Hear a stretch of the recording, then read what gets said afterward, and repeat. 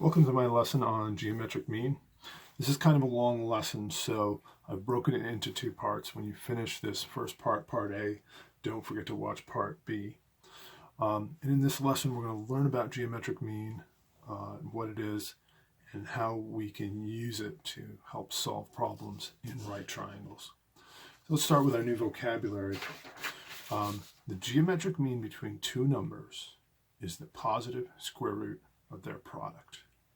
Okay, and to put it another way, the geometric mean of two positive numbers, a and b, is the number x such that a over x equals x over b. Now you'll probably recognize this as a proportion, which is why it's relevant to geometry, because we spent the last chapter in similar triangles talking about how similar triangles are proportional, and we set up proportions like this to solve them. So if we were to try to solve this proportion, you can see our cross products would be x times x, which is x squared, equals a times b. And if you were to solve that for x, you'd take the square root of both sides, and you would get x equals the square root of a times b. So again, that's our definition of geometric mean. The geometric mean between two numbers is the positive square root of their product. Here's an example. If you wanted to find the geometric mean between these two numbers, 9 and 4, you're going to find the square root of their product. 9 times 4 is 36. When we take the square root of 36, we get 6. Now notice that's very different than arithmetic mean. Arithmetic mean we think of as an average. If you were finding the average between these two numbers, you'd add them together and divide by 2. 9 plus 4 is 13, divided by 2 is 6.5. So it's very important to recognize that these are not the same thing. When you see geometric mean, realize that it is different. We're going to multiply those two numbers together and take their square root. And later on in part B, we're going to see how that's relevant to solving right triangles. Could we do a couple of examples? Could we find the geometric mean between 2 and 50?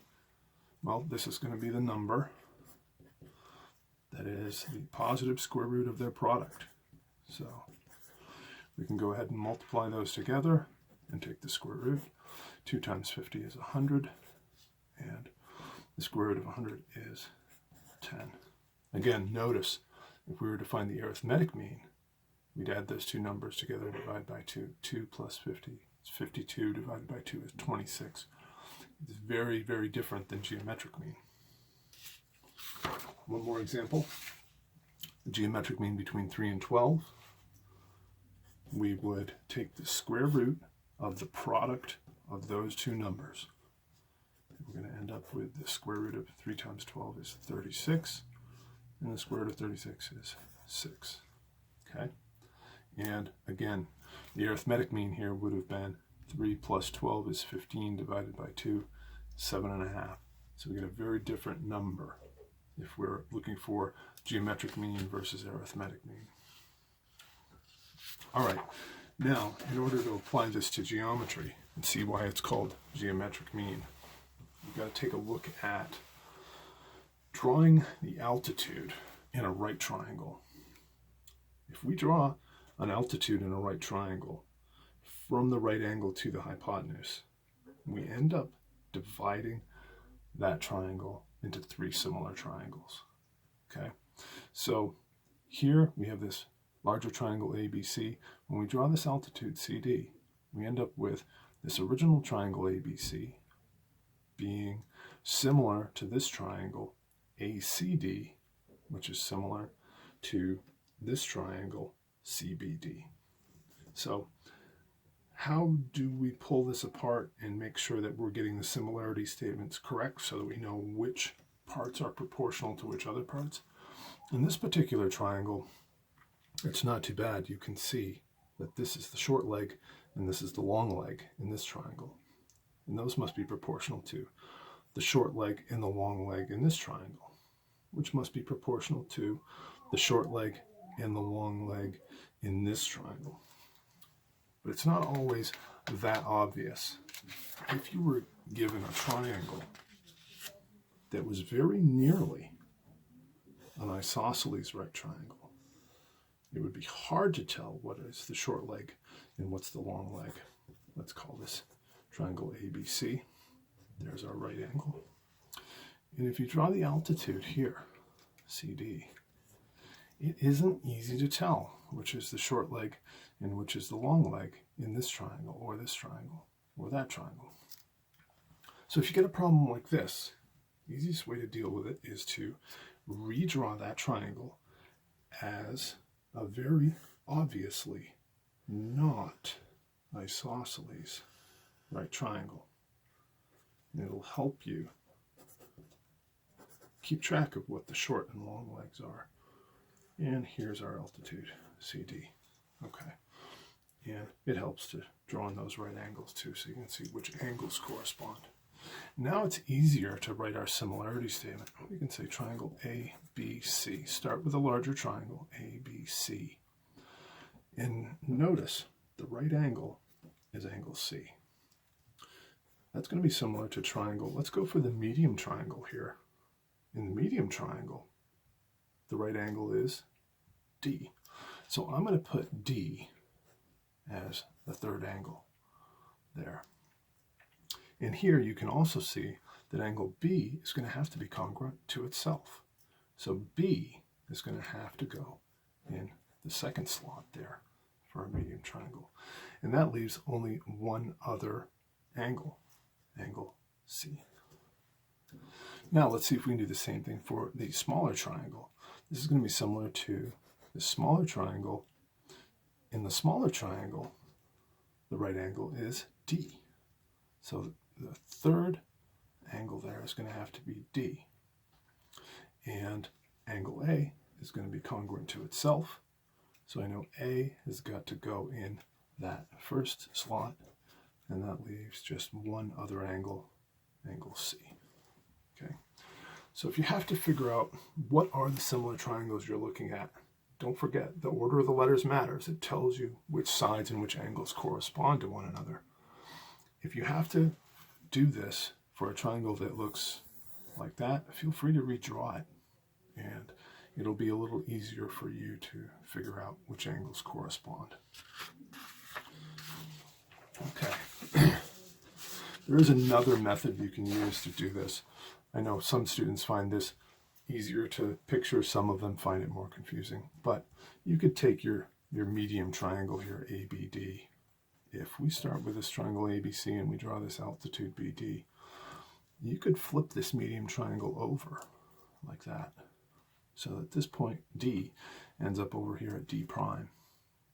And then I could take and pin this triangle that we've created and rotate it down such that D ends up at D double prime and B ends up at B prime down here. So now you can see I've taken this medium triangle and I flipped it over and rotated it in so that you can see that angle is congruent to itself and the two right angles are congruent to one another. So you can see we have angle-angle similarity. And it's easy to see that triangle ABC is going to be similar to triangle ADB, which is going to be similar to triangle. Let's do the same thing for the small triangle. If I flip this triangle over, then point D ends up over here at D prime, excuse me. And then I can pin it at point C and rotate this triangle down so that this point B ends up down here at B prime, and this point D ends up here at D double prime. So now I can see that this angle is congruent to itself. And these two triangles are similar by angle-angle similarity. And I can see that triangle ABC will be similar to triangle BDC.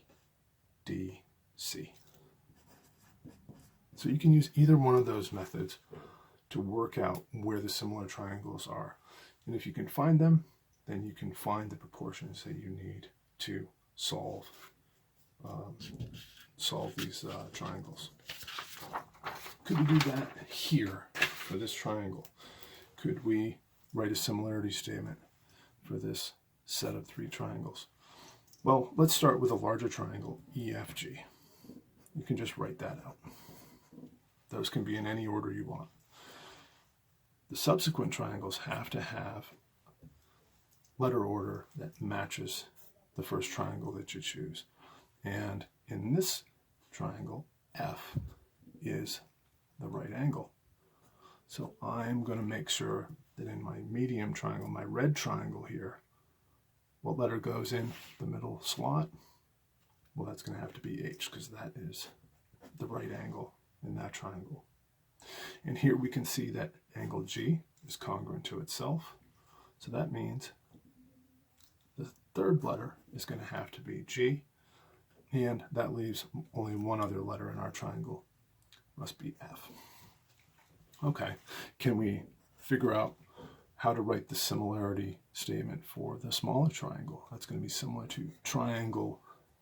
If we look over here just at the smaller triangle, we can see that H is going to be our right angle. So that's going to have to go in our middle spot. We can see angle E is congruent to itself. So that first letter must be E, and the only remaining letter that we haven't used is angle F. Okay, so that is how you would write those similarity statements. If you want, another thing you can do, similar to the other method that I showed you, is you can pull these triangles apart and reorient them and line them up so that you can see which angles correspond to one another. So that's another method you can use. You can just pull them right apart and draw them so that they line up like that. That's the end of part A of this video. Don't forget to watch part B. We're going to see how we can use geometric mean in this method of drawing altitudes and right triangles to solve some interesting triangle problems.